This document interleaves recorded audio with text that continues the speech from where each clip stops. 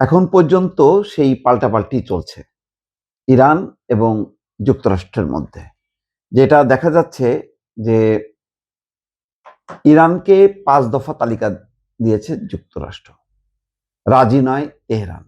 Tehran যে জবাব দিয়েছে যুক্তরাষ্ট্রের প্রস্তাবের, আবার তেহরান তার জবাব দিয়েছে, তার প্রেক্ষিতে ইরানকে 5 দফা তালিকা দিয়েছে।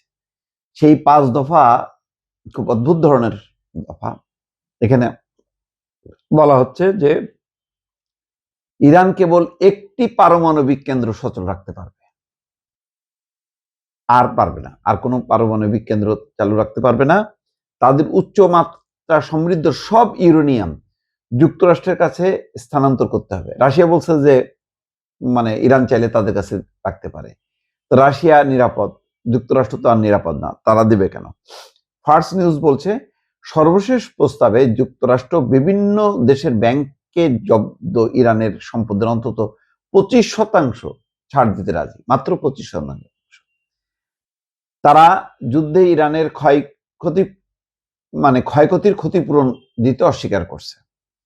প্রতিবেদনে বলা হচ্ছে আলোচনা শুরু হলেই কেবল সব ফ্রন্টে যুদ্ধবিরতি কার্যকর হবে বলে জানিয়েছে, কেবল যদি আলোচনা শুরু হয়। আর এদিকে ইরান বলছে যে যুক্তরাষ্ট্র কোনো দৃশ্যমান ছাড় না দিয়ে এমন সব সুবিধা আদায় করতে চায় যা তারা যুদ্ধের সময় অর্জন করতে পারে। মানে আলোচনার টেবিলে সব অর্জন করতে চায়, যুদ্ধের সময় 40 দিনের যুদ্ধেও তারা কিছু অর্জন করতে পারেনি।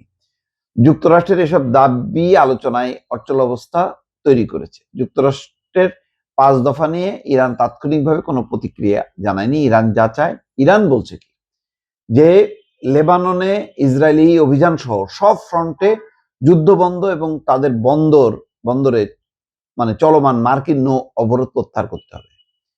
ইরানের উপর আর হামলা চালানো হবে না, তার নিশ্চয়তা দিতে হবে। মানে তেহরান আন্তর্জাতিক শক্তিগুলোর দৃঢ় প্রতিশ্রুতি চায়।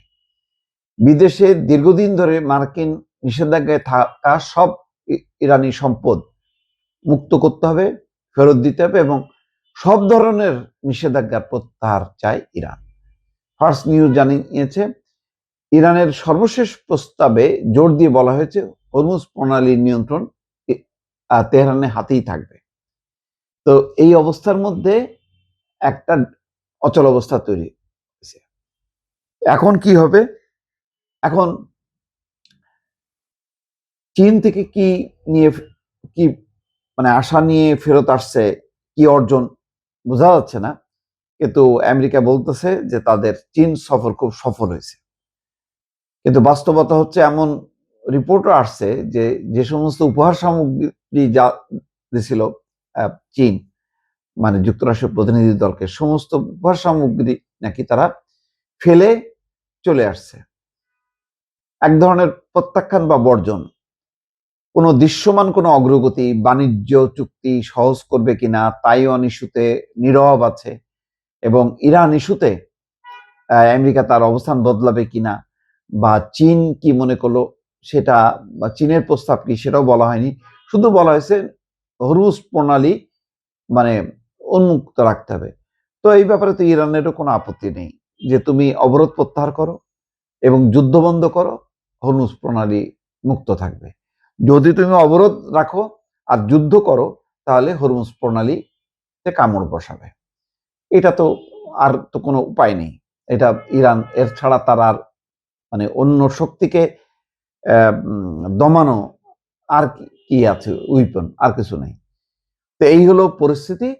ফলে বোঝা যাচ্ছে যে একটা অচল অবস্থার মধ্যে পড়ছে। এই অচল অবস্থা জন্য শেষ হবে কিভাবে? ট্রাম্প বলছে যে সময় ফুরিয়ে আসছে। সময় ফুরিয়ে আসছে মানে তারপরে কি হবে? হামলা হবে, আবার যুদ্ধ হবে। বাস্তবতা কি তাই বলে? ট্রাম্প কি খুব কমফোর্ট জোনে আছে? তাও তো না। তার সামনে মধ্যবর্তী নির্বাচন, তেলের দাম বাড়তি হবার কারণে আমেরিকার জনগণ ক্ষেপে যাচ্ছে। এই যুদ্ধকে তারা অ্যাকসেপ্ট করে না, বিভিন্ন জরিপেও প্রমাণ হয়েছে। ফলে ট্রাম্পও একটা ফাটাবাসে পড়ছে। আবার অন্যদিকে অচল অবস্থা তৈরি হয়েছে। এমন সব দাবি মানে করছে মনে হচ্ছে যেন তেহরানকে একেবারে বেকায়দে ফেলছে, ইরান আত্মসমর্পণ করছে। সুতরাং মানে ঘাড়ে ধরে সব আদায় করতেছে, ভেনিজুয়েলার মতন, যে মাদুরোকে উঠায় নিয়ে গেছে, তারপর তারা তেল ক্ষেত্র দখল করে নিল, এখন তেল মানে সব উত্তোলন করে নিয়ে যাচ্ছে। ভেনিজুয়েলাকে কি দিচ্ছে না দিচ্ছে তার কোনো আলোচনাই নেই।